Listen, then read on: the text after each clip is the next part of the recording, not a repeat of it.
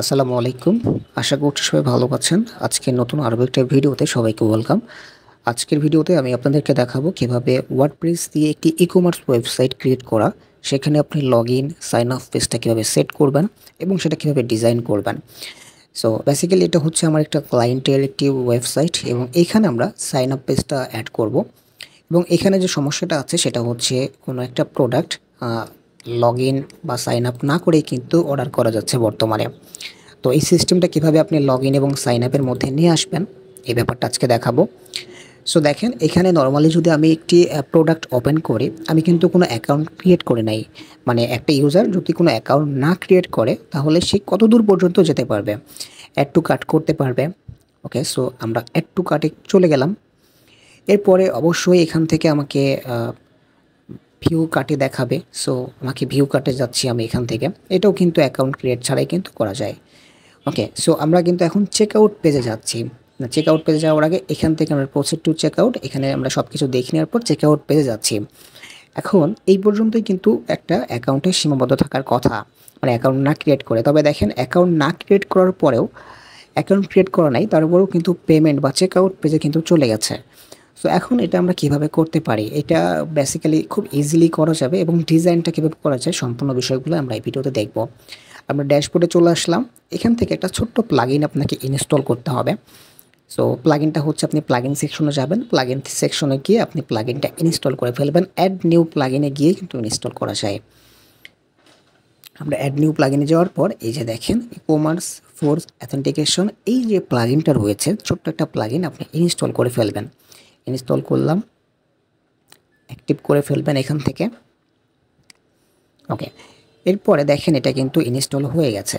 এরপরে ছোট্ট একটা সেটিংস আপনাকে পরিবর্তন করতে হবে বা অ্যাড করতে হবে। ই-কমার্স থেকে সেটিংসে যাবেন। এরপরে অ্যাকাউন্ট অ্যান্ড প্রাইভেসি এই অপশানটাতে যাবেন।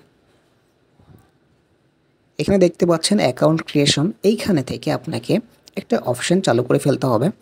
Allow customer to create an account my account page, এটা অ্যালাউ করবেন এবং সবশেষে এটা সেভ করবেন নিচের দিক থেকে। ওকে, সেভ চেঞ্জ। এখন আপনার কিন্তু কাজ শেষ। এখন আপনি আগের মতোই যদি আমরা এই পেজটা রিফ্রেশ করি, রিফ্রেশ করার পর কোনো একটা অ্যাকাউন্ট, মানে কোনো একটা প্রোডাক্ট যদি আমরা কিনতে চাই, সেক্ষেত্রে আমরা কোনো একটা প্রোডাক্টকে চুজ করছি। সো আমরা প্রোডাক্টটা ওপেন করলাম। এরপরে সেম ওয়েতে আমরা কিন্তু এখান থেকে দেখেন অ্যাকাউন্ট কিন্তু ক্রিয়েট করা নেই এবং পাশে কিন্তু রেজিস্টার নামে একটা অপশান এসেছে। যদিও এটা ডিজাইনটা মোটামুটি ভালো না, এখানে আমরা অনেক কিছু আনবো। সো এখানে শুধুমাত্র মেইলের অপশানটা এসেছে। আমরা এটা ক্লোজ করে দেখতে চাচ্ছি যেটা রিডিরেক্ট হচ্ছে কিনা, এটা আমাদের মূল ব্যাপার, এটা চেক করার জন্য। ঠিক আছে, আমরা এখন এটা ক্লোজ করি, এখানে অ্যাড টু কার্ট অপশানটাতে যাই। এরপরে অ্যাজ ওয়েল আমরা হচ্ছে যেভাবে ছিলাম ভিউ কার্ট, এখানে যাব। ওকে, সো এখন আমরা প্রসিড টু চেক আউট এই পেজে যাব। এই পেজে যাওয়ার পরে কিন্তু আমরা রিডিরেক্ট হয়ে কিন্তু আমাদের অ্যাকাউন্ট পেজে যাওয়ার কথা। ওকে, সো এটা কিন্তু কাজ করছে।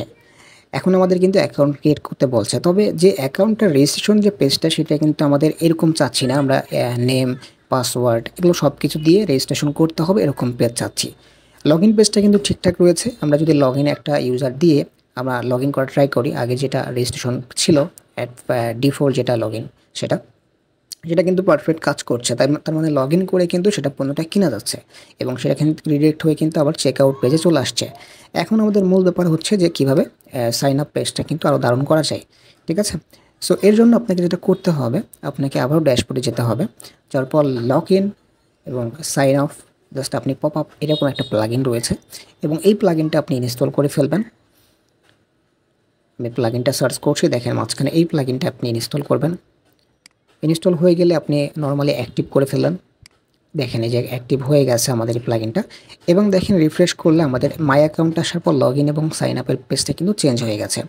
এটা খুবই দারুণ লাগছে এবং আমরা এটা চেক করব নতুন আরও একটা প্রোডাক্ট নিয়ে যে পারফেক্ট কাজ করছে কিনা। নতুন একটা প্রোডাক্ট আমরা এখান থেকে নিচ্ছি। আমাদের লগ ইনটা কিন্তু চেক করা হয়েছে, পারফেক্ট কাজ করছে। আগের একটা অ্যাকাউন্ট থেকে আমরা চেক করেছি এবং সাইন আপটা আমরা চেক করব রেজিস্ট্রেশনটা পারফেক্ট কাজ করছে কিনা। এখন আমরা এখান থেকে অ্যাড টু কার্ট অপশানে যাব। এখানে দেখেন অ্যাকাউন্ট কিন্তু এবার ক্লিক করলে এখানে কিন্তু সুন্দর কিন্তু লগ ইন পেজ চলে আসছে এবং সাইন আপ পেজটাও কিন্তু আগের চেয়ে কিন্তু অনেক সুন্দর, এটা পরিপূর্ণ সাইন আপ। সো এখান থেকে আমরা অ্যাড টু কার্ট অপশানে যাব। এরপর দেখেন আমরা এখান থেকে ভিউ কার্ড এই অপশনটাতে যাব। এখন এখান থেকেও ভিউ করা যায়, আমরা এখান থেকে করলাম।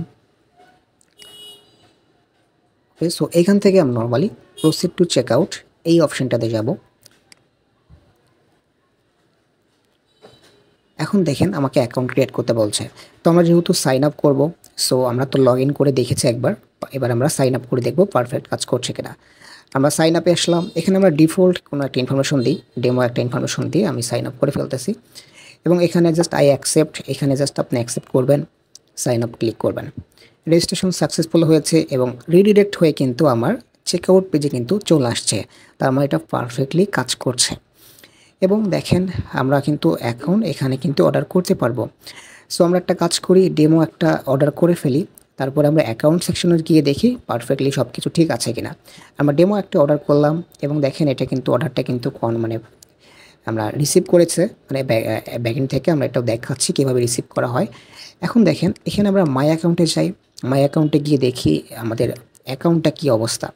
আমরা যে রেজিস্ট্রেশন করেছি ইউজার নেমটা চলে আসছে এবং এখান থেকে অর্ডার যদি আমি সিস্টেমে যাই তাহলে দেখব অর্ডারটা কিন্তু বর্তমানে হোল্ডে রয়েছে।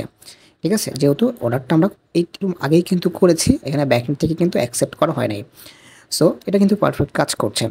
এখন খুব সহজে কিন্তু এই অর্ডারটা আমরা যদি ব্যাকএন্ড থেকে যদি প্রসেসিং দেখেন, এখন বর্তমানে এটা হোল্ডে আছে, আমরা ব্যাকএন্ড থেকে যদি এটাকে কমপ্লিট বা প্রসেসিং দেই তাহলে সেখান থেকেও চেঞ্জ হওয়ার কথা। আমরা যদি একটু প্রসেসিং দেই ব্যাকএন্ড থেকে এবং এটা আপডেট করি এবং একই সাথে আমরা সেখানে গিয়ে যদি সেটা রিফ্রেশ করি তাহলে আমাদের প্রসেসিং হওয়ার কথা, তাহলে আমাদের পরিপূর্ণ বিষয়টা সাইন আপ থেকে শুরু করে সব বিষয়গুলো পারফেক্ট কাজ করবে। এখন আমরা একটু কাজ করি, এখানে আসি, দেখেন এখানে কিন্তু প্রসেসিং কাজ করছে।